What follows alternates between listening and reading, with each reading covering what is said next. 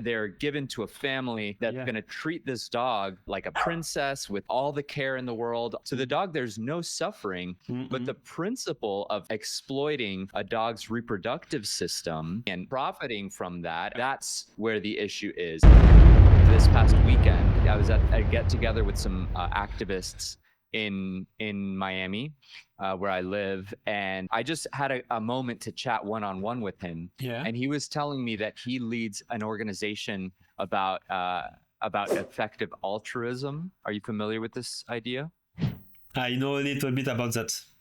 I don't know what exactly it is, but I have heard that from the mouth of people who didn't understand yet the definition of veganism, right? But well, and it's absolutely a utilitarian idea. It's absolutely more of this like consequentialist idea rather than something principle based. And so I was talking with him, and I introduced the whole idea from top to bottom about veganism being based on principles rather than on like the consequence, you know. And he was, I mean, I could tell he had never even heard of it in that regard before. And I consider him to be a very intelligent guy. He's in the AV chapter in Miami as well. So when he's outreaching people, he's giving all the utilitarian arguments, and you know, everything about that. And I even was telling him that it doesn't have to do with the amount of suffering. It has to do with the intention that the oppressor has. And he actually helped highlight that for me. He said, so the issue is it's not what the victims are experiencing. It's the issue is what the what the oppressor does to the victim and the intentions. And I had never thought of it in that way before. Would you say that that's accurate? Yeah, I would say that it's accurate, but I will not say that it's absolutely not about what the victim experience and feel, because of course, if animals wouldn't feel anything, they will be dead. So how can you be unfair to someone who is dead? Right? It's you can be unfair just for the symbolic consequence of what you do in front of other people, right? But for the victim itself, of course, the consequence is that it denies their freedom, their interest to be free, right? So this is very important. I think that we have a tendency here in some vegans to overthink the topic, and I think it's also dangerous because we just lost the foot to reality after that. So of course the problem is that animals are not free, right? And freedom is something that they have an interest to be free, to not be subjugated to humans, right? So when we exploit them, we just violate this interest that they have, and this is why animal exploitation is unfair, right? So it's about the intention, of course, but it's also because it denies their interest to be free, like and their autonomy in human case, right? Why does black slavery was unfair? It's not just because white people who enslave black people have the intention to enslave them. It's also because black have an interest to be free. And when you enslave a person, he is not free. So there is a problem with that, right? Yeah. Absolutely. Yeah. Okay. So I'm seeing it a little more clearly now. So it is the intention, but the intention also violates their right to autonomy and freedom and liberty. So so I was explaining this to him, and he went down some dangerous roads where he was saying, you know, if a chicken was rescued and had no issues, you know, at laying eggs and you know had freedom to roam and all these things, that he doesn't see a real issue with taking her eggs. And he was also saying something about like using earthworms to like rejuvenate soil to grow potatoes or something like that. And I was, I helped explain and say that really it's about viewing animals as a means to your end, and how veganism rejects that resource, viewing animals as resources.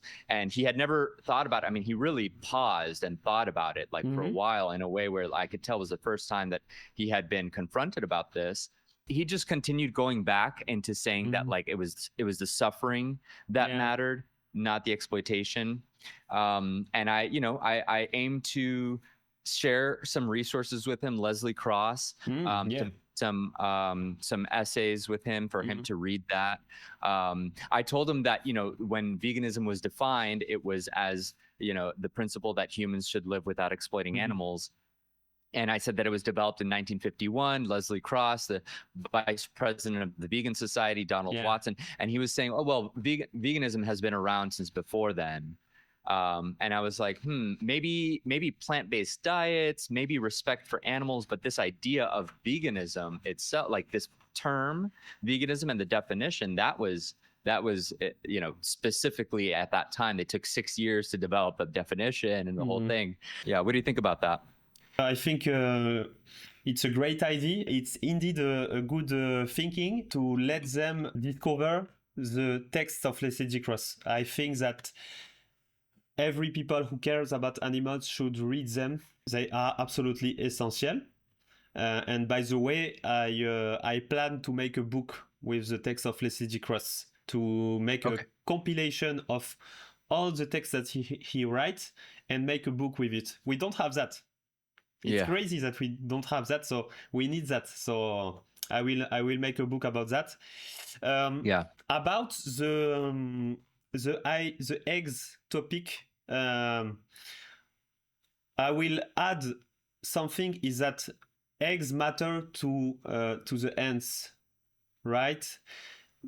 We like to think that eggs doesn't matter to the ants, but in fact, when ants there is an egg who comes out, hens can spend 1 week, 2 weeks, 3 weeks before eating the eggs. So in the sense where the eggs have a utility for hens, and in the sense when he comes out of her body, why don't call the fact to take the eggs a steal? A stealing, right? So we take something that belongs to another being and who can have an utility for them. And when I am in the street with people, I like to give them a metaphor, right? And I like to say, if you have a car, for example, and you put your car on a parking, right? And you just let your car 1 week, 2 week, 3 week, right? So I walk on the street and I see your car, and I see, wow, it's 1 week that this car is here. Okay. After 2 weeks, I still see the car, and I start to wonder, well, maybe this car is abandoned. And 3 weeks pass, and I still see the car, and I said to myself, well, it's 3 weeks that this car is here, so I will break the window, and I will take the car all what I want, right? It's a little bit the same thing with eggs. We think that eggs doesn't matter about that, but it's untrue, right? Yeah. I mean, I think of it absolutely as stealing. It's like this is something that came from the hen that could be beneficial to her, and even if it's not beneficial to her, it's not for us to take. Like it's something. It's using the hen as something that could benefit us, and I think that that's where the line is drawn. The other one that he gave, the other example was dog breeding, because that's one that I'd really like to point to, especially when it comes to like the difference between exploitation and suffering. And tell me what you think about this, because I hope that I have it right. But when I think about dog breeding, if there's a dog, a poodle, a golden retriever, some fancy dog, they are born into, and the breeder will profit from it and all that.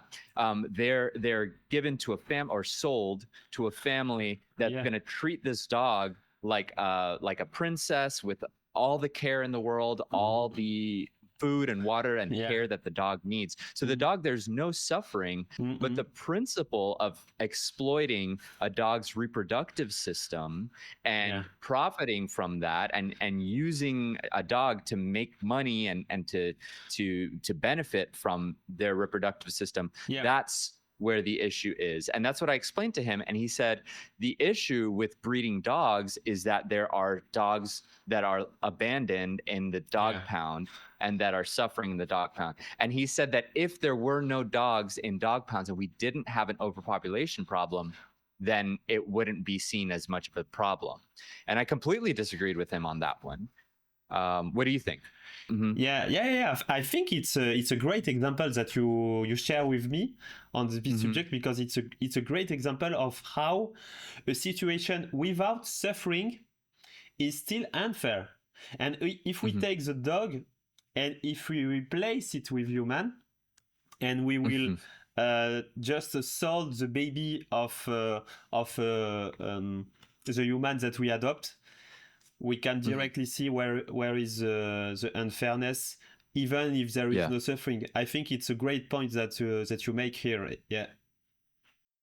Okay, great. Yeah, because I think that just came to me there in the moment. Not only is it not suffering, not only is there an absence of suffering, it is completely pleasurable for this dog. I mean, they're living in luxury, a lot of them, in rich homes. So I think that it really helps to drive the point that that it's not about the suffering, it's about exploiting the dog, and the reproductive system, and like you said, it's unfair.